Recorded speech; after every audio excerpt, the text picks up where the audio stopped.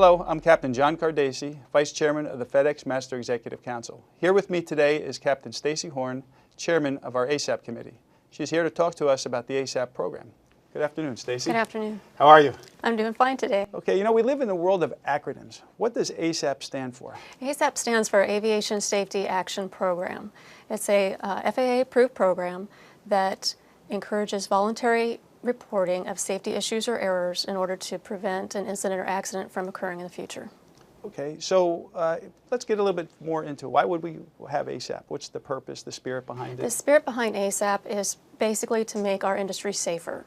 So what it looks for is reporting of errors or incidents, mistakes that occur in our cockpit, and then identifies those errors and then provides corrective action to help prevent an accident in the future.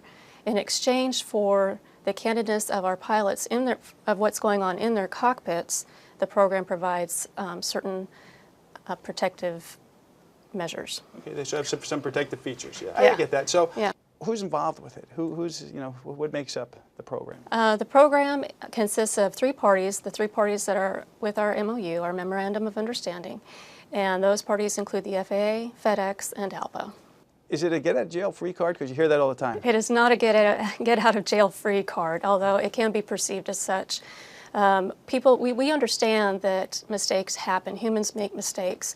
However, as long as we do our job with the utmost professionalism, we'll be provided the protections of the program. So I have a problem. Let's say I sense that I might have done something wrong, right? I'd want to fill out an ASAP report. Yes. I've heard before it's stated that if in doubt, fill one out, right? Absolutely. So I'm thinking, okay, I do it. So now, how do I go about it? I don't know anything about doing that. Okay. Well, we have a link on the FedEx website to submit your ASAP report. Once a pilot submits that report, it goes to the FedEx safety office, to our specialists there, and they process the report. What processing consists of is that they de-identify the report, they prepare it for data analysis, they categorize the report, and they do any kind of investigation that may need to take place in order for us to see what happened during the event, a full picture of the event. Okay, when you say us, who is us? Us is the Event Review Committee, so the ERC. Another acronym. Yeah, another acronym, and you'll hear that term, you know, bounced around a lot. So it's the Event Review Committee, ERC. We are the people that read the reports, determine if they meet the criteria for acceptance into the program, and then provide corrective action if it's deemed necessary. Okay, you said a key word, acceptance. Is there ever a time where it would not be accepted? There are times when it would not be accepted. Timeliness tends to be the biggest one if you don't submit your report within the time requirements that are outlined in our MOU. Okay, well, you know, real quick, what would those requirements be for our viewers? The time requirements, if it is a sole source report, there is no time requirement. If it's a non-sole source report in a domestic flight, you have 24 hours to submit. If it's a non-sole source report and an international flight, you have 48 hours to submit. And that would be from the time that I knew or should have known, correct? Exactly. That's the key word, should have known, right? Should have known. Yeah, that's important. Sometimes our crews don't know that they were involved in an event. In that case, they will typically be notified by someone from our program, usually me. Right. And then they have 24 hours from when they were notified to submit. Okay, so the person that notifies them, is that what we refer to as the gatekeeper? No, it's not. Gatekeeper is from our sister program, the FOCA program. Gatekeepers are people who analyze data that's downloaded from the aircraft. If it's involving an ASAP report, it's going to be an ALPA representative from the Event Review Committee. And okay, so now the Event Review Committee, they get the whatever happened, right? Yes. And you get together and you discuss this to see if it's accepted. Yes. Correct? So it's accepted, and now what?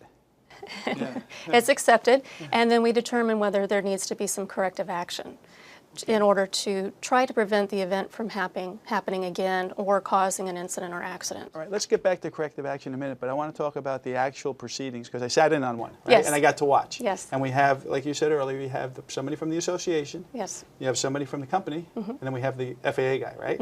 And he's there to make sure he can really take it out of the pilot, right? He's there to go after him.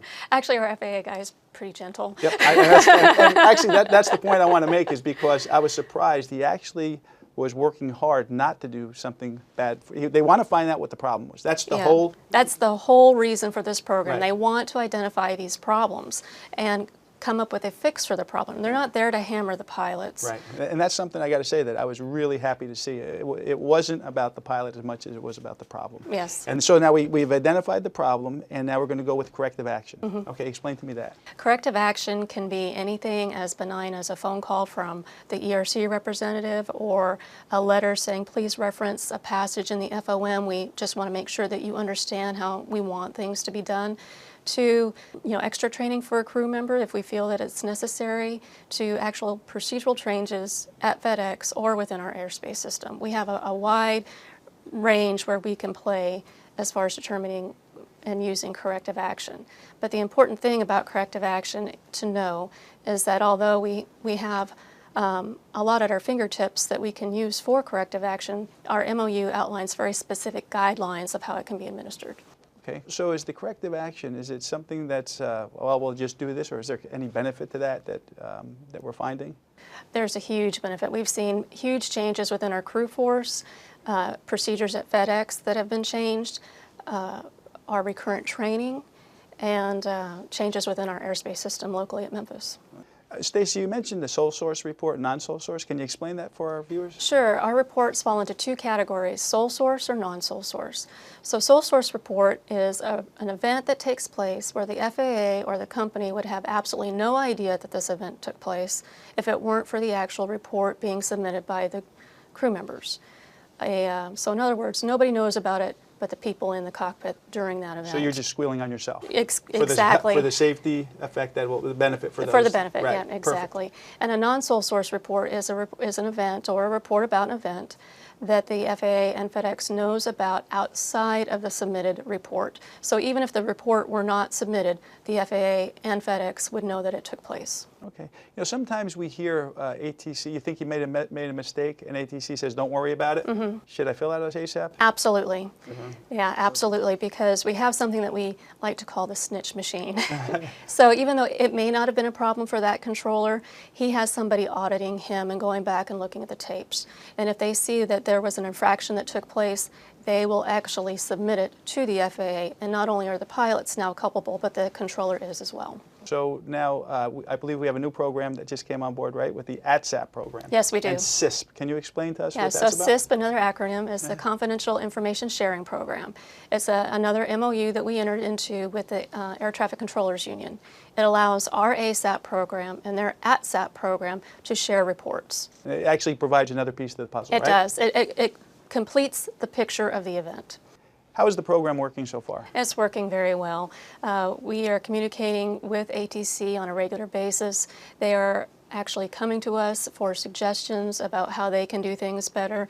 One example is they just recently asked us for our opinion on what would be the best way to handle late runway changes once we're in the approach environment, once we're below 10,000 feet.